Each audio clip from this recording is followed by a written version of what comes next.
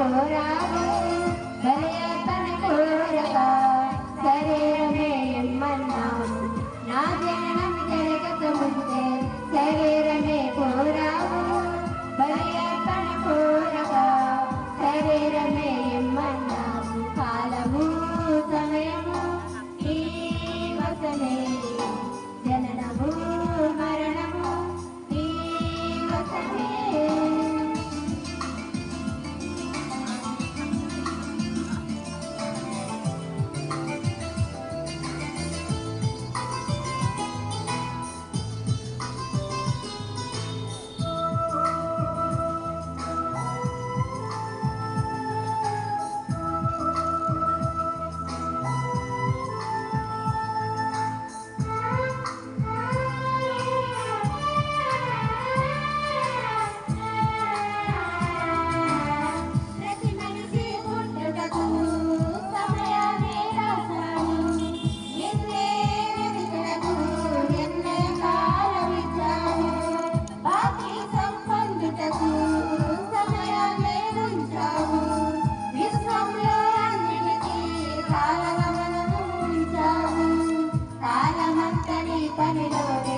గడపాలను తెలిపావు యేసుక్రీస్తులా తిరిగి రావాలని చూపావు కాలమంతని పనిలోనే గడపాలను తెలిపావు యేసుక్రీస్తులా తిరిగి రావాలని చూపావు కాలము సమయము నీ వశమే జననము మరణము నీ వశమే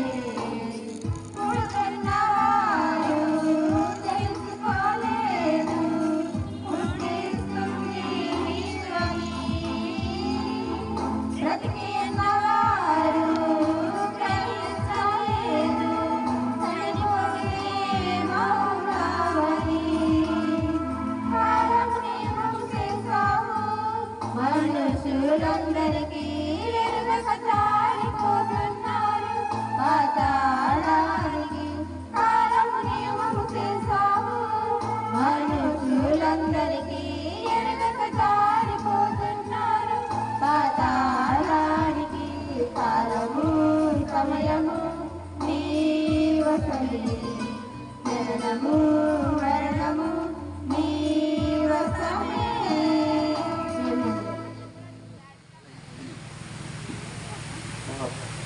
క్రాస్ పాటగా సైలు పాటలు చేస్తారు అన్నాం ఇక్కడ ఒక వారం లేకపోతే 2 వారాలు అసలు అంతే ఉండి కొద్ది ఛార్జింగ్ డౌన్ అయిపోతే నీవు ఏమాత్రం కూడా పనిచేయవేలుగా ఉండదు నీకు. అందుకని ఎప్పుడు సమయమందున అసమయమందును సువార్త ప్రకటించటంలో సువార్త కార్యక్రమాలలో ఎప్పుడూ నిర్లక్ష్యం చేయకూడదు. నాకు జీవం ఉన్నది అంటే దేవుని పనిలో ఉండాలి. నాకు జీవం లేని రోజే ఇంకప్పుడే ఆ పనిలో నేను లేను తప్ప నేను చనిపోయిన రోజే నాకు ఆ పని లేదు. కానీ బ్రతుకుంటే నేను ఎడవునని నిర్ణయంతో ఉండాలి ఎవరికైనా సరే. లేకపోతే ఎందుకంటే దేవుని మీద ఎలా ఎలాగ అది దానికి గ్యారంటీ వారంటీ అడుగుతారు.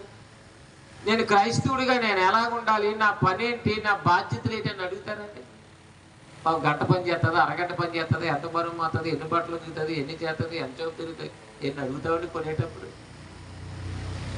ఎప్పుడైనా మీరు అడుగుతారా? అడగకపోయినా అన్ని విషయాలు చెప్తుంది కదండి. మరి చెప్పిన తర్వాత కూడా మీరు సాధ్యం లేదు, వెలిగించబడటం లేదండి. మనకేమీ పని లేదనుకుంటున్నాం. కాబట్టి దేవుని లోకానికి మోక్షానికి వెళ్ళాలంటే ప్రతి ఒక్కరూ సత్క్రియలు చేయాలి. ఆ సత్క్రియలు చేసేటువంటి వారే దేవుని యొక్క మోక్షానికి వెళ్ళటానికి, పరలోకానికి వెళ్ళడానికి అర్హత. అంచేత నమ్ముటితోనే సరిపోద్దని అనుకోవటానికి వీల్లేదు. నమ్మేవని 4 గోడల మధ్య మన ఇంటి దగ్గర కూర్చొని పెడితేనే సరిపోతాం. మనిషి అయినవాడు ప్రతి ఒక్కడు పని చేయాలి. పని చేయకపోతే జీతం ఎలా వస్తుంది, పని చేయకపోతే భోజనం ఎలా వస్తుంది అని తెలుసు కదండి.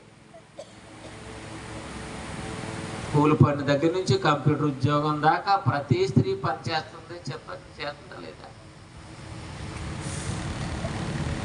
చిన్న చిన్న అదే మరి షాపుల దగ్గర, పెద్ద షాపుల్లో కూడా సిస్టమ్ ఆపరేటర్ దగ్గర కూడా కూర్చొని పిల్లలు, ఆడపిల్లలు, మగ పిల్లలు పనిచేస్తున్నారు. అది డ్యూటీయే. అది కూడా చేయకపోతే వాళ్ళ అవసరతలు ఎలా తీరుస్తాయి?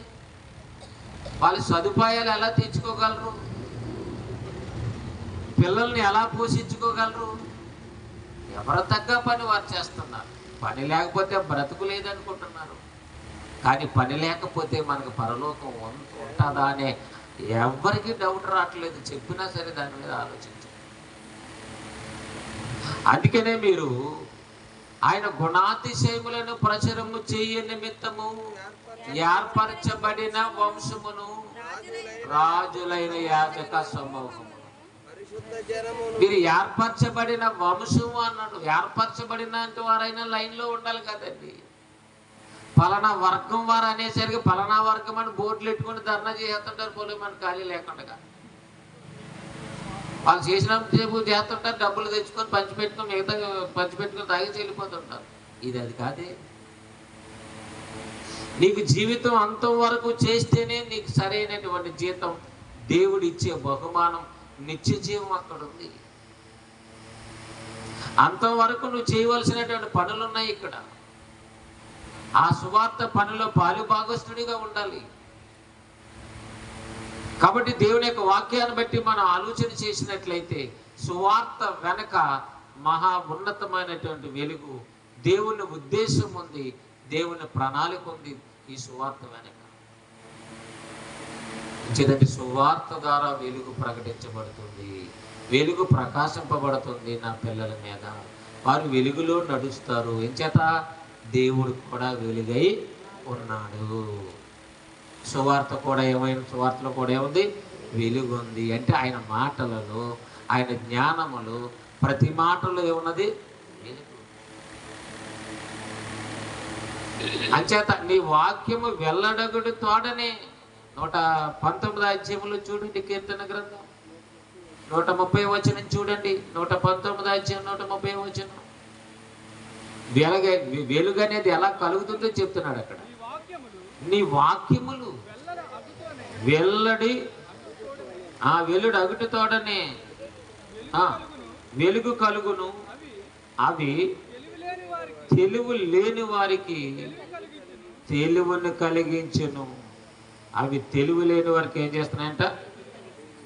ఎంత చక్కని మాటలు చూడండి. నీ వాక్యము వెల్లడి అగుటతోడనే వెలుగు కలుగును. వాక్యము వెల్లడవ్వాలి అంటే ప్రకటించబడాలి, వాళ్ళ మీద ప్రకాశించాలి.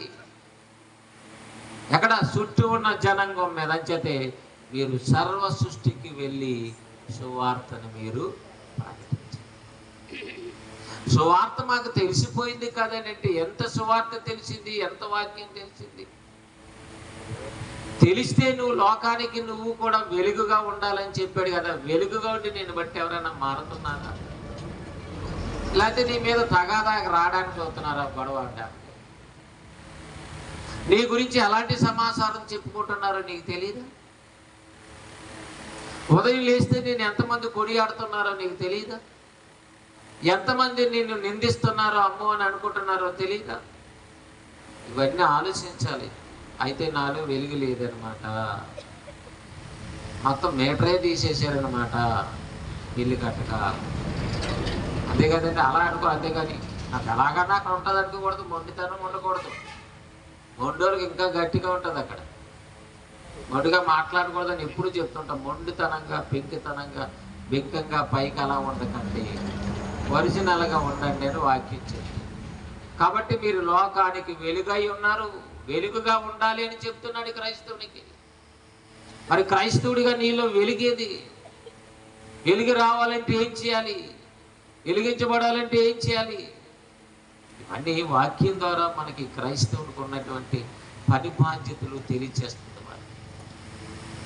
అందుకే యేసుక్రీస్తు ప్రభువు వారు అంటున్నారు, మత్తయి సువార్త 11వ అధ్యాయము 28, 29 వచనంలో చూడండి. ఆయన సువార్త ప్రకటిస్తున్నప్పుడే అన్ని విషయాలు సూచిస్తున్నాడు. ఆయన ప్రయాసపడి భారం మోసుకొనిచున్న సమస్త జనులారా నా యొద్దకు రండి, నేను మీకు విశ్రాంతి కలుగు చేసేదను. నేను సాత్వికుడును, దీన మనసు గలవాడును కనుక మీ మీద నా కాడి ఎత్తుకొని నా యొద్ద నేర్చుకోండి. మీరు ఎక్కడ నేర్చుకోవాలి? నా దగ్గరికి వచ్చి నేర్చుకోండి. ప్రయాసపడి భారం మోసుకుంటున్నారు కదా, ఎన్నో భారాలు, ఎన్నో సమస్యలు, ఎన్నో మన మీద ఉన్నాయి, 1 2 కాదు. వాటి మోయిలాగా సస్తానంటాం, సస్తాం పేపర్ రాసి, ఏదో తాగి చచ్చిన వాళ్ళు కూడా ఉన్నారు. ఇంచేదంటే లోకము ఎంతో, మానవ జీవితము ఎందుకు వచ్చిందో, మనిషి యొక్క బ్రతికెందుకు, ముగింపు ఎందుకు, ముగిస్తే ఎక్కడికి వెళతాడో, ఇలా ఎన్నో విషయాలు సువార్త ద్వారా మీకు తెలియబడితే, సువార్త అందిస్తుంది కాబట్టి, సువార్త ద్వారా అర్థం చెప్తుంది కాబట్టి, వారి కాస్త ప్రయాసాల నుండి విశ్రాంతి తీసుకుంటారు. లేకపోతే పని అనేది అందరికీ ఉంటుంది. ఉన్నంతకాలం పని చేయాలి, పని చేయి, మంచిదే. నీ భారం ఎంత, నీ పని ఎంత, నీ బాధ్యతలు ఎంత, నీ ముగింపు ఎంత, నీ ఆయం ఎంత, నువ్వు వెళ్ళేది ఎక్కడికి, ఈ విషయాలన్నీ చెప్పాలంటే నా దగ్గరికి రండి, నా యొద్దకు రండి. నేను మీకు ఏం చేస్తాను? విశ్రాంతి. నేను మీకు విశ్రాంతిని కలుగు చేస్తాను. విశ్రాంతిని ఇస్తానన్నవారు ఎవరు చెప్పండి? విశ్రాంతిని ఇస్తానన్నవారు ఎవ్వరు విశ్రాంతిని ఇవ్వలేదు. విశ్రాంతిని ఇవ్వగలిగే సామర్థ్యం యేసుక్రీస్తు ప్రభు వారి దగ్గరే ఉంది. అందుకే ఆయన పనిలో ఉన్నాడు, దేవుని పనిలో ఉన్నాడు, మొత్తం దేవుని పనిలో ఉన్నాడు. అంచేత మీ భారాలన్నిటి నుండి మీకు విశ్రాంతి,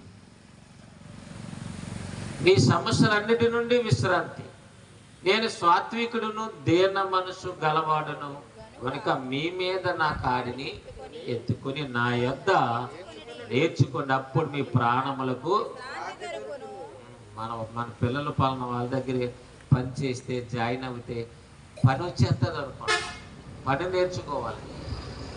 మరి దేవుని పిల్లలుగా బ్రతకాలంటే, దేవునికి ఇష్టలుగా బ్రతకాలంటే, సాత్వికుడు, దీన మనసు గలవాడును, నిందించేవాడు కాదు, ఆయన బాధ పెట్టేవాడు కాదు, ప్రతి ఒక్కరిని ప్రేమతో సేరదీసి మృదువుగా మాట్లాడి ప్రతి ఒక్కరికి కూడా దేవుని పని బాధ్యతలను నేర్పించేవాడు.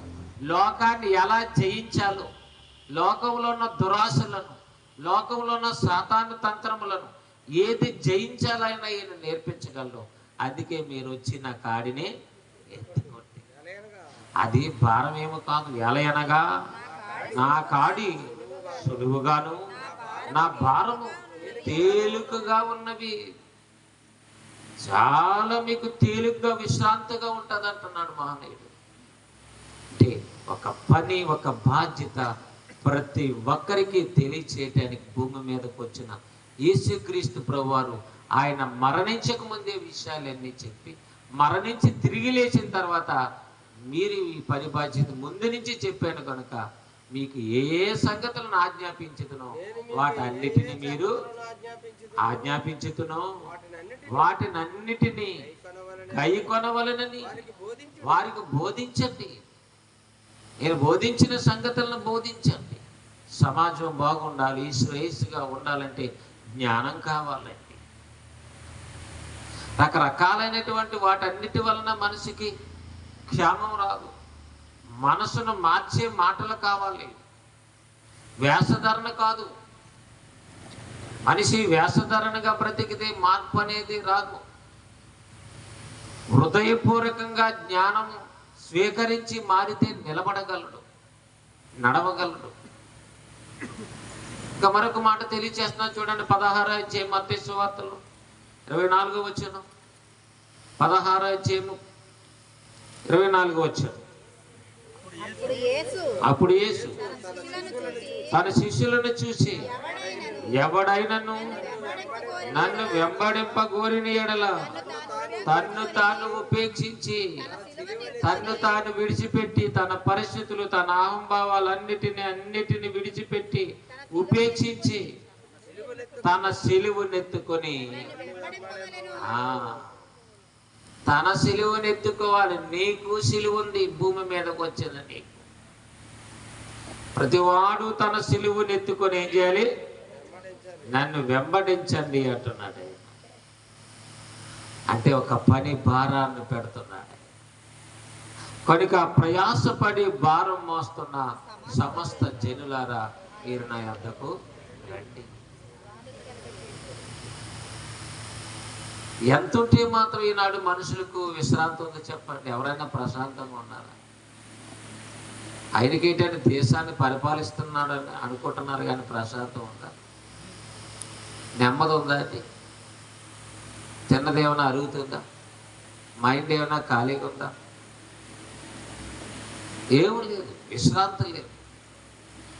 అంటే లోకమంతా సంపాదించారు తప్ప విశ్రాంతి మాత్రం లేదు. మంచిది. ఒకడు లోకమంతయు సంపాదించుకొని తన ప్రాణం పోగొట్టుకుంటే ఏ ప్రయోజనం? అందుకనే దేవుని వాక్యం చెప్తుంది, నన్ను వెంబడించి వాడు తన శరీరం ఎత్తుకుని ఏం చేయాలి? వెంబడించాలి. అంటే ఆ కాడి మనం ఏది పెడుతున్నాడు, ఆ పని బాధ్యతలు మనకు అప్పగిస్తున్నాడు. అది దేవుని సంకల్పం. ప్రతి క్రైస్తవుని వెనక దేవుని సంకల్పం ఉంది. మీరే ప్రకాశించేవారు కావాలి, మీరే ప్రకటించేవారు కావాలి, మీరే వెలిగించేవారు కావాలి, మీరే అనేక ఆత్మలను రక్షించేవారు కావాలి అని మీరు బ్రతికి ఇతరులు మీరు ఏం చేయాలి? బ్రతికించాలి. లోకం ఏం చేస్తుంది? లోకంలో ఉన్న వాళ్ళ బ్రతకరు, ఎదుటి వారిని బ్రతకరు. యేసుక్రీస్తు ప్రభువు ఏమన్నారు? బ్రతికించు. నువ్వు బ్రతుకుతూ అనేకలు ఏం చేయాలి? బ్రతికించు. ఇగో నేను వాక్యం వలన బ్రతికాను, దేవుని మాట వలన నేను ఆదరించబడ్డాను, ఇగో దేవుని జ్ఞానం ఇలాంటిది అని క్రైస్తవుడిగా నువ్వు చెప్పాలని ఆలోచన ఉంది. ఒకరికి ఇద్దరికి అవకాశం లేని పరిస్థితులు. మనందరూ దేవుడి సంఘముగా, దేవుని పిల్లలుగా చేర్చబడ్డాం కాబట్టి సంఘము ద్వారా తన నానా విధమైన జ్ఞానం బోధించబడాలి. అది మొదటి శతాబ్దంలోనే తెలియబడిందంటే మరి 20వ శతాబ్దంలో ఎంత ధారాళంగా ప్రకటించబడాలి.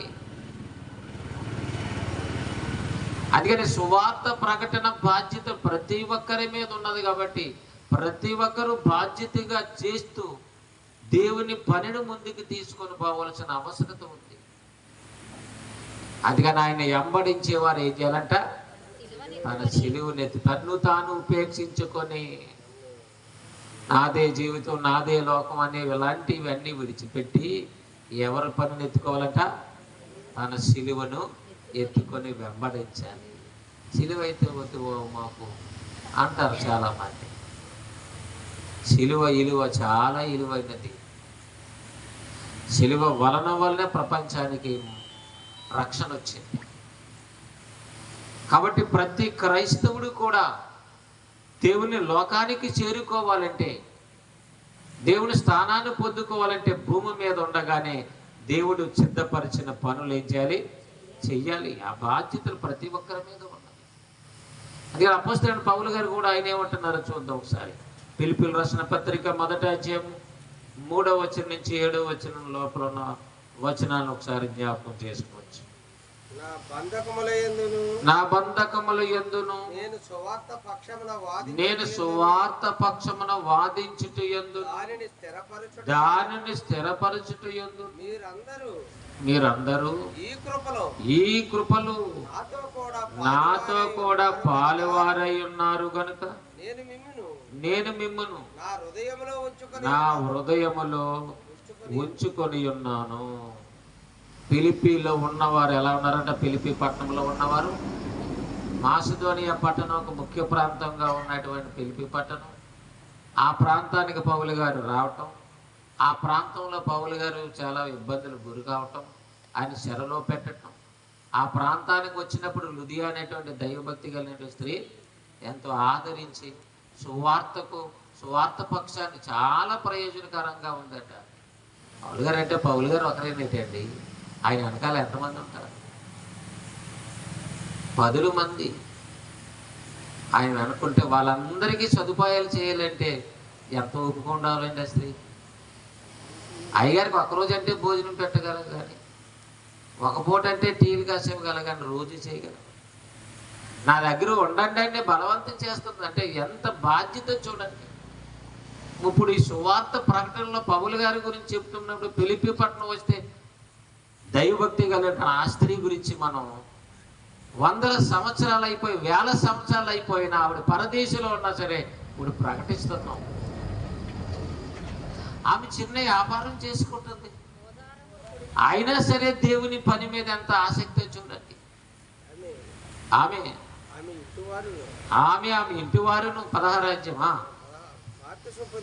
బాప్తిసం పొందినప్పుడు ఆమె నేను ప్రభువునందు విశ్వాసము గలదానిని మీరు ఎంచితే నా ఇంటికి వచ్చి ఉండండి బలవంతం చేసిందంటే,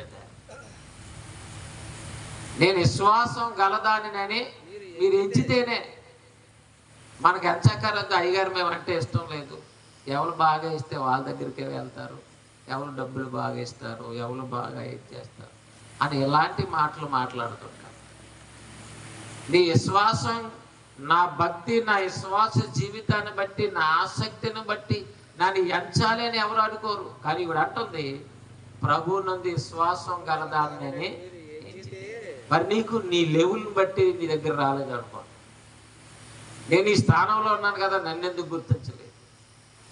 నీ స్థానం సంఘ పెద్ద గారి స్థానం కావచ్చు, నీ స్థానం ప్రెసిడెంట్ స్థానం కావచ్చు, నీకు పెద్ద అంతస్తులు ఉండొచ్చు. నీ దగ్గర ఏముందండి?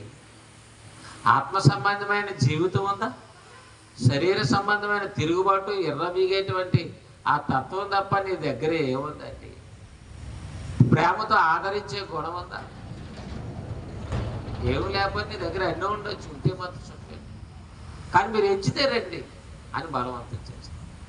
వెళ్ళాడు, అక్కడే ఉండి సువార్త ప్రకటిస్తున్నాడు, అక్కడే ఉండి ఆ సమాజ మందిరంలో ప్రకటిస్తున్నాడు. అక్కడ ఉన్నప్పుడు సువార్త ప్రకటిస్తున్నప్పుడే పుతూను అని దయ్యం పెట్టుకున్న చిన్నదాన్ని బాగు చేయటం, ఆ దయ్యాన్ని వదలగొట్టడం, అక్కడ కార్యం చేయటం, అక్కడ శరసాలను వేయటం.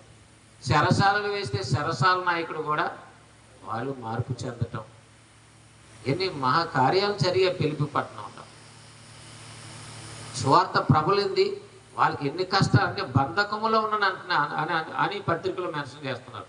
నా బంధకముల యందును నేను సువార్త పక్షమును వాదించుట యందును. అబ్బోబు ప్రభుని నమ్ముకుంటే ఇన్ని సమస్యల ఇకోనియాలో పౌలు గారిని కొట్టి ఈడు చేశారంటే తెలుసా? ఏమిటి వీళ్ళు ఎక్కడికి వెళ్ళినా వీళ్ళు వాక్యానికి ఆటంకమేనండి అన్నారు అనుకోండి, మిగతా వాళ్ళకి ఎలా ఉంటుంది? ధైర్యం కూడా, అమ్మో అయితే బాబు నేను మాత్రం వెళ్ళినాను. అదే కదా అది. ఎక్కడికి వెళ్ళినా భోజనాలు పెడతారు, డబ్బులు ఇస్తారు, ఛార్జీలు పెడతారు, గందరగోళంగా ఉంటుంది అంటే అందరూ వెళ్ళిపోతాం. అక్కడ మమ్మల్ని సూపర్గా హృదయాలు మనసులను కడిగే వాక్యం చెప్పేస్తారు, ఉతికి ఆరేస్తారు అంటే భయపడిపోతాం. ఎందుకు రారు? అక్కడ మనం ఉతికి ఉతికి ఉతికి అసలు మన ప్రాబ్లంలు అన్నీ బయటకు వచ్చేస్తారు. ఆ పురుగులంటే రామరా బాబు అక్కడ రారు, ఎవరు రారు. మీరే వెళ్ళకండి, మీరే వెళ్ళకండి, మీరే వెళ్ళకండి, ఎవరు వెళ్ళకండి అంటే ఎక్కడే ఉండాలి. ఎవరు మారటానికి వీల్లేదు. ఎందుకంటే వాళ్ళు చీకటి పక్షాన్ని సువార్త ప్రకటించేవారు, చీకటిని ప్రోత్సహించేవారు, వెలుగులోనికి ప్రోత్సహించేవారు కాదు. వెలుగులో అన్నీ ఎలా ఉంటుంది? తేటతల్లంగా క్లారిటీగా కనపడుతుంది. వెలుగులో వచ్చామనుకోండి క్లారిటీగా. మరి నేను వెలుగు అంటున్నాను, మరి అదే వెలుగు తెలియదు. వాళ్ళ దగ్గరికి వెళ్తే నీ రోగం ఎంతో, నీ బాధ ఎంతో, నీ బుద్ధి ఎంతో ఏం తెలియట్లేదు. నేనే డాక్టర్ని అంటున్నాను, ఏదో చేసేస్తున్నాడు, ఏదో ట్యాబ్లెట్ తర్వాత రోగం ముదిరిపోతుంది. కాబట్టి ఇక్కడ వాక్య ప్రకారంగా మనం అపోస్తలుడైన పౌలు గారు ఫిలిప్పీ ప్రాంతం గురించి రాస్తున్న పత్రికలో, నా బంధకముల యందును నేను సువార్త పక్షమున వాదించుట యందును దాన్ని స్థిరపరచుట యందును మీరందరూ ఈ కృపలో నాతో కూడా పాలువారై ఉన్నారు కనుక నేను మిమ్మును నా హృదయములో ఉంచుకొని ఉన్నాను. హృదయంలో ఉంచుకున్నాడంటే ఫిలిప్పీలో ఉన్న వారిని. ఈ మాట ఎక్కడుండి రాస్తున్నాడు? రోమా చెరలో ఉండి మీరు నా హృదయంలో ఉన్నారు, మీరు నా మనసులో మీరే ఉన్నారు. ఇచ్చేదండి నేను సువార్త మీ మధ్య ప్రకటిస్తున్న సమయంలో నేను బంధకాలలో ఉండగా నా గురించి మీరందరూ ఏం చేశారు? ప్రార్థన చేశారు. సంఘం అంతా ఏం చేసిందట? ప్రార్థించారు. సహకారులుగా ఉన్నారు, ఆరాటపడ్డారు, ప్రయాసపడ్డారు. అందుకని ఫిలిప్పీ సంఘం గురించి కైసరి వారికి తెలిసి కైసరి ఇంటి వారు కూడా మార్పు చెంది, ఏంటంటే పౌలు గారు బోధ అలాంటిది, వాస్తవాలను బోధించేవాడు. కైసరి ఇంటి వారు కూడా మారిపోయారట. కైసరి ఇంటి వారు ఫిలిప్పీ సంఘానికి ఏం చేస్తున్నారు? వందనాలు చెప్తున్నారట. అమ్మో, అంత మంచి సంఘమా, అంత విధేయత గల సంఘమా, అంతగా వెలుగుని స్వీకరించారా, అంతగా సువార్తలో పాలుభాగస్తులుగా ఉన్నారని ఆశ్చర్యపోతున్నారు ఆయన ఆ సంఘం గురించి. కొన్ని సంఘాల గురించి మంచి సాక్ష్యాలు ఉండవు, కొన్ని ప్రాంతాల గురించి మంచి సమాచారం ఉండవు. బాబు ఆ ఊరా అంటారంట, అమ్మో ఆ సంఘమా,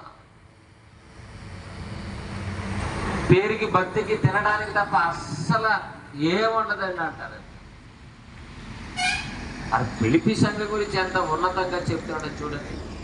ఇలా బలపరుస్తూ ఆ మొదటి అధ్యాయం 29వ వచనం వచ్చేసరికి ఏమంటున్నాడు? ఫిలిప్పీ పత్రిక మొదటి అధ్యాయం, అనగా మీరు నా యందు చూచున్నట్టు నా యందు ఉన్నదని మీరు ఎప్పుడు ఏదైతే ఉన్నదని మీరు ఎప్పుడు వినుచున్నట్టు పోరాటం మీకును కలిగి ఉంది. మీకు పోరాటం ఉందని పౌలు గారు క్రైస్తవులకు చెప్తున్నాడు ఫిలిప్పీ సంఘానికి. నా యందు ఏమైతే బాధ్యతలు ఉన్నాయో, నేను దేని కొరకు పనిచేస్తున్నాను, దేని కొరకు చెరలో ఉన్నాను, ఎందుకు ప్రయాస పడుచున్నానని మీరు వింటున్నారు. నా యందు ఉన్న బాధ్యతలు ఏమున్నాయని, నా యందు ఉన్నవని మీరు ఎప్పుడు వినుచున్నారు. విన్న దాన్ని బట్టి మీరు కూడా ఏముంది, మీకు కూడా పోరాటం కలిగి ఉంది. మీరు కూడా అదే పోరాటం కలిగి ఉండాలి. ఆత్మను రక్షించాలి, దేవుని పనులు చేయాలి. తండ్రి పని చేశాడు, కుమారుడు పని చేశాడు, పరిశుద్ధాత్ముడు పని చేశాడు. క్రైస్తవుడైన అవకాశం వచ్చింది, క్రైస్తవుడే పేరించి నేను మహిమపరిచాడు. ఇప్పుడు నువ్వు వెళ్ళి లేచి ఏం చేయాలి? తేజరెల్లాలి, ప్రకాశించాలి. ఏం చేయాలి? నువ్వు వెళ్ళి ప్రకాశించాలి. ఏది నీ వెలిగేది? ప్రకాశం అని పేరు పెట్టుకుంటా వెలిగేది నీ ఇంట్లో వాళ్ళకే ఆ వెలుగు ఉండదు. సువార్తమా అని పేరు మీకు పెడతాం.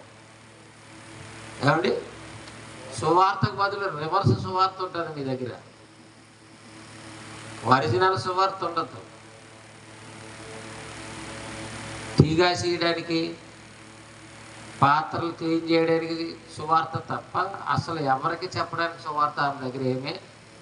మా ఇంట్లో బాగా పరిచయం చేస్తుందని సువార్తమ్మ గారు అంటారు.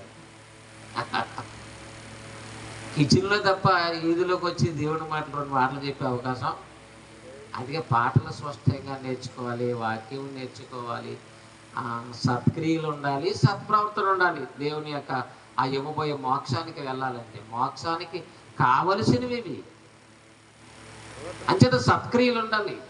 సత్ప్రవర్తన ఉండి సత్క్రియలు లేకపోయినా ప్రయోజనం లేదు. ఒకటి ఉండి ఒకటి లేకపోతే కుదరదండి, అన్నీ ఉండాలి. విశ్వసించిన వాడు రక్షించబడతాడు. విశ్వాసం ఒకటే ఉంటే సరిపోదు అన్నాడు. చూడండి 30వ వచనం, క్రీస్తునందు విశ్వాసం ఉంచుట మాత్రమే కాక ఆయన పక్షమున శ్రమపడుటయు ఆయన పక్షమున మీకు అనుగ్రహింపబడింది. క్రీస్తునందు విశ్వాసం ఉంచుట మాత్రమే కాక దేవుని నమ్ముకున్నామండి, పని వస్తే పారిపోతామండి, అందరూ చెయ్యలెత్తారు కానీ మేము ఎత్తలేకపోయామండి, ఎందుకంటే ఈ మధ్య అవకాశం లేదండి, పని వచ్చినప్పుడు పారిపోతామండి అని చెప్తారు.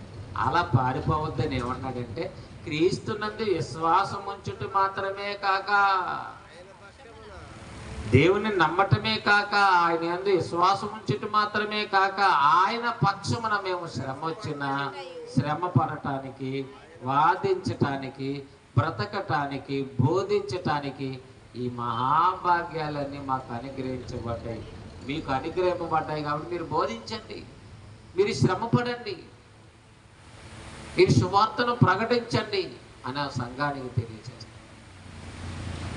అంచేత క్రైస్తవుడు అనగానే సోమరు కాదు, చేతకానివాడు కాదు, బలహీనుడు కాదు, ఒక మంచి సత్ప్రవర్తన చూపించి సత్క్రియని చేసేవాడే క్రైస్తవుడు. నీకు అది లేదు ఇది లేదు, బండగా నాకు దేవుడు అంటే చాలా ప్రేమ అంటాం. కాబట్టి ఆన్ చేస్తుంటే లైట్ వెలగదు. ఏది ఆన్ చేద్దామని ఆన్ చేసినా లైట్ వెలగదు. బరువు దగ్గరికి వెళ్తే బరువు పోతుంది,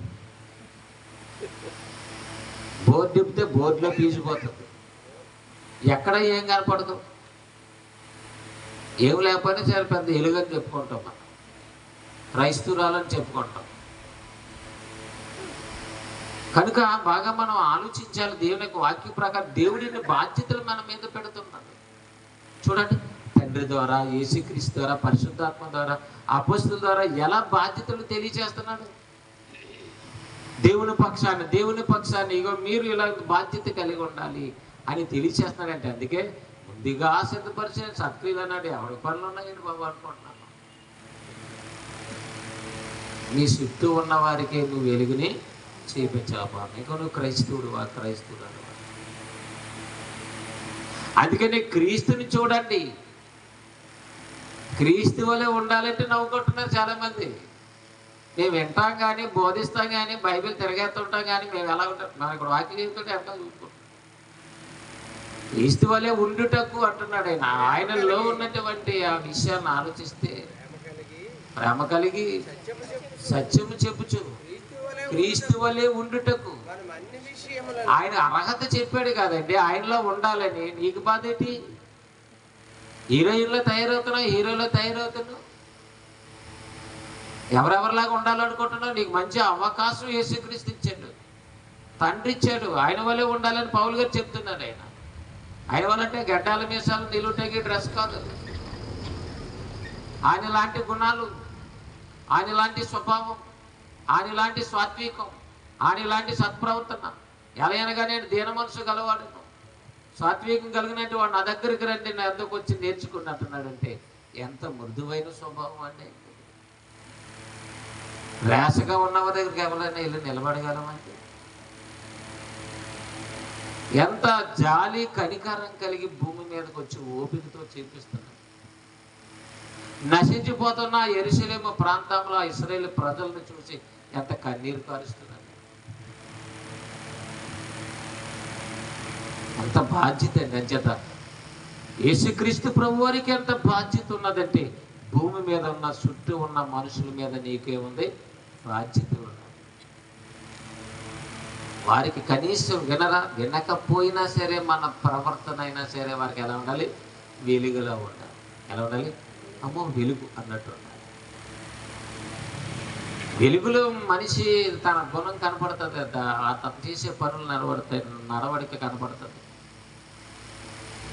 అలాగే నీ మాటకు వాళ్ళ మాటకి, వాళ్ళ ప్రవర్తనకి నీ ప్రవర్తన వెలుగంటే నీ మాటలని వెలుగుగా బహిరంగంగా ఉండాలి. వెలుగు అన్నిటినీ ఖండిస్తుంది, చీకటిని ఖండిస్తుంది, చీకటిను పారదోలుతుంది. అమ్మో వాళ్ళు వెలుగండి అనుకోవాలి. నాలో అజ్ఞానం ఉంది, స్వార్థం ఉంది, ధనాపేక్ష ఉంది, అన్ని గుణాలు నాలో ఉన్నాయి. దేవుడు అంటున్నాను, కానీ ఆయనలో వారిలో వెలుగుంది. అది ఇంకేం చేయాలో బాబు అనుకోండి. ఏం చేయకపోయినా ఇంకేం చేయాలని తెగ ఫీల్ అయిపోతారు. ఏం చేసేవాడు ఏం సాధించాడు? ఏమైనా వెలుగు ఏమి లేకపోయినా సరే ఇంకేం చేయాలని బాబు అంటాడు. మాకు పని చెప్తున్నాం అనుకోండి, చిరాకు వచ్చేస్తుంటారు. ఇది పనే అంటూ ఉంటారు. మనకి ఈ పైన పనే, ఆ పనైనా పనే. శ్రద్ధగానే ఏదైనా చేయాలి. పని చెప్తుంటే చిరాకు, దేవుడు పనిలో ఉండాలన్నా చిరాకు, యథార్థంగా బ్రతకాలన్నా సరే బాబు నిలబడలేవండి బాబు. అంతైతే మేము మొయ్యలేమండి. ఎంత అయితే తింటావా? ఎంత అయితే దాచుకోగలవా? ఇంతకు మించి సంపాదన అయితే చేయగలవా? సత్క్రియలు అంతకంటే ఉన్నతంగా చేయాలంటే మాత్రం వినగలవా? వినలేవు, గ్రహించలేవు. కనుక ప్రియమైనటువంటి దేవుని వారలారా, క్రీస్తు వలె ఉండుటకు మనం అన్ని విషయాలలో ఎదుగుదుము అంటున్నాడు ఆయన. మీరు ఎదగాలి. మీ ఎదుగుదల, మీ అభివృద్ధి మరి ఎంతవరకు అంటున్నాడు ఆయన? ఎంతవరకు? అయ్యగారి వలె ఉండుటకు అంటే అయ్యగారికి ఏముందండి? కారు ఉంది, ఇల్లు ఉంది, అంతే కదండి. మరి యేసుక్రీస్తు ప్రభు వారి దగ్గర ఏముంది? మంచి ఉన్నతమైనటువంటి గుణాలు, గుణాతిశయములు చెప్పుకోదగిన ఉన్నవండి. అలాగండి ఇలాగండి అదండి ఇదండి అని చెప్పి పెద్ద గొప్ప అని ఏం చెప్పుకోం. కానీ యేసుక్రీస్తు ప్రభు వారిని ఎవరు ప్రపంచంలో ఎవరికి అనటానికి అవకాశం లేదు. ఎందుకంటే ఆయన ప్రేమ కలిగిన వాడు, ప్రేమ స్వరూపి,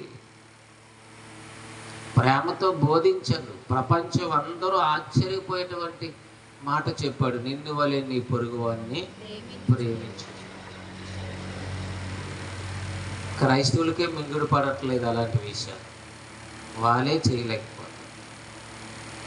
అంచేత అందరూ చెప్పుకుంటారు, మిగతా వాళ్ళు కూడా ఆ మాట చెప్పుకుంటారు అవసరానికి అంతే. అలా ప్రేమిస్తే సమాజం చెడిపోద్దండి, ఆకలితో ఉంటుందా, దోపిడీకి గురవుతుందా? నిన్ను వలె నీ పొరుగు అని ప్రేమిస్తే దోపిడీ అయిపోద్దండి, పక్కోడు లాస్ అయిపోతాడా, నష్టపోతాడా, వాడికి భోజనం లేకుండా ఉంటుందా?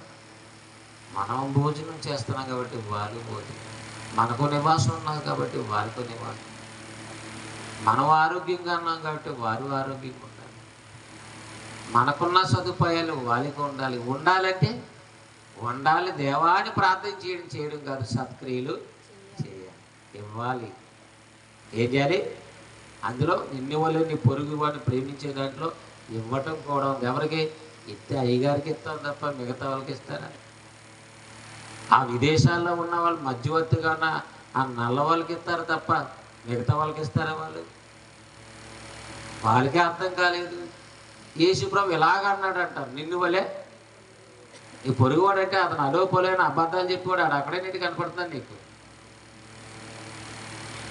కూటికి గతి లేక కటికి దారిద్ర్యం లేక దిగుని ఎంతమంది ఉన్నారు, అందరు కనపడలేదు వాళ్ళకి. ఎవరికి దేవుని పని బాధ్యతలు ఎవరికి తెలియట్లేదు. కనుక ప్రియమటెట్టు వారులారా, ముగిస్తాను. వచ్చే నెలలో మరిన్ని విషయాలు జ్ఞాపకం చేసుకోవచ్చు. క్రైస్తవునికి ఇవ్వబడిన పని బాధ్యతల్లో సువార్త ప్రకటన అనేది అది ప్రాణాధారం. క్రైస్తవునికి ఓ నా ప్రాణం, అది ప్రకటించక సువార్త అనేది నేను ప్రకటించకపోతే అసలు నేను బ్రతకటమే కాదు, నాకు జీవమే లేదు, నాకు నిత్య జీవమే లేదు ఇంకా అనే ఆ దైవ కార్యక్రమాలకు ముందడుగులో ఉండాలి, ముందంజలో ఉండాలి.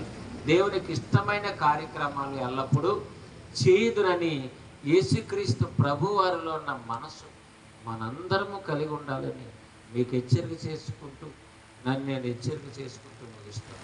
అందరికీ ప్రార్థన చేసుకోవచ్చు. ప్రేమ కలిగిన మా తండ్రి దేవా, నీకు వందనాలు చెల్లిస్తున్నాం.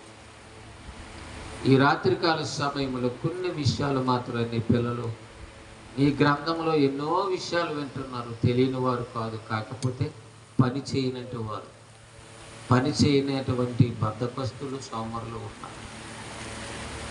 రెఫరెన్స్లు తెలియవు, బైబిల్ తెలియదు అనుకో, తెలుసు, అది తెలుసు, ఇది తెలుసు, అంతా తెలుసు, కానీ పని వస్తే పారిపోయేవారు. కాబట్టి వారికి మరలా ప్రేరణ ఇచ్చేమాట. ఇంకా ఏం చేయమంటున్నారంటే ఏం చేయకూడని సరే వ్యసన పడతారు. శ్రద్ధగా చేసేవాడు వ్యసన పడతాడు. ఇంకా నేను చెయ్యాలి, ఇంకా ఏ విధమైన కొద ఉందని ఆరాటపడేటట్టు వాడు చెయ్యకపోగా ఇది సరిపోదా, ఈ భక్తి సరిపోదా అనుకుంటున్నారు. కానీ క్రైస్తవుడు అయినటువంటి ప్రతి వారి వెనక దేవుని సంకల్పం, మీ సంకల్పం ఇదే అని చెప్పావు నాయన. సువార్త ప్రకటించవలసిన బాధ్యత, సువార్తకు సహకరించవలసిన బాధ్యతలు, సమాజానికి వెలుగు అందించవలసిన బాధ్యతలు నిన్ను నమ్మిన ప్రతి క్రైస్తవుని మీద ఉందని కొన్ని విషయాలు నీ పిల్లల మధ్య తెలియచేసి వారు వాటిని స్వీకరించి వారు నెరవేర్చేవారైతే, సత్ప్రవర్తన గలవారైతే, మాటలు స్వీకరించి సత్క్రియలు చేయాలని నిలబడే సామర్థ్యం దయచే. వ్యసన పడేటట్టు వారు మనసులు మార్చుకునే అవకాశం దయచే. అజ్ఞానంగా ఉన్నవారు వెలిగించబడే అవకాశం దయచే. మాటలు ఎంత దూరం అయితే నీ పిల్లలకు వినపడుతున్నాయో ఈ గ్రామంలో ఉన్నవారందరికీ నీ కృపను తోడుకొచ్చావు. విన్నవారి విషయాలు అర్థం చేసుకో, ఇలాంటి విషయాలను విని కూడా మారలేకపోతున్నామని పశ్చాత్తాపడి వేషధార భక్తులుగా కాక యథార్థవంతులుగా ప్రాచీన స్వభావాన్ని విడిచిపెట్టి ఒక క్రొత్త నవీన స్వభావాన్ని ధరించుకోవడానికి ప్రతి ఒక్కరికి నీ కృపను తోడుగా ఉంచండి. ఈ కార్యక్రమాన్ని మిమ్మల్ని ప్రేమించి నీ పనిలో భాగస్థులుగా ఉండాలని ప్రయాసపడి వచ్చినటువంటి నీ పిల్లలకు ఆరోగ్యాన్ని ఆయుష్ను దయచేయండి, పట్టుదల దయచేయండి.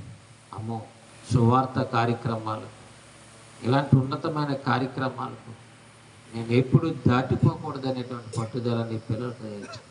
అందుకు వారు ఆయుష్ కాలాన్ని దాచుకుంటారు, అందుకు వారి సమయాన్ని భద్రం చేసుకోవడం, అందుకు వారి ధనాన్ని భద్రం చేసుకోవడం, అన్ని నీ పని నిమిత్తం భద్రం చేసుకునేటువంటి మనసు నీ పిల్లలకు దయచేసి బలపరచు.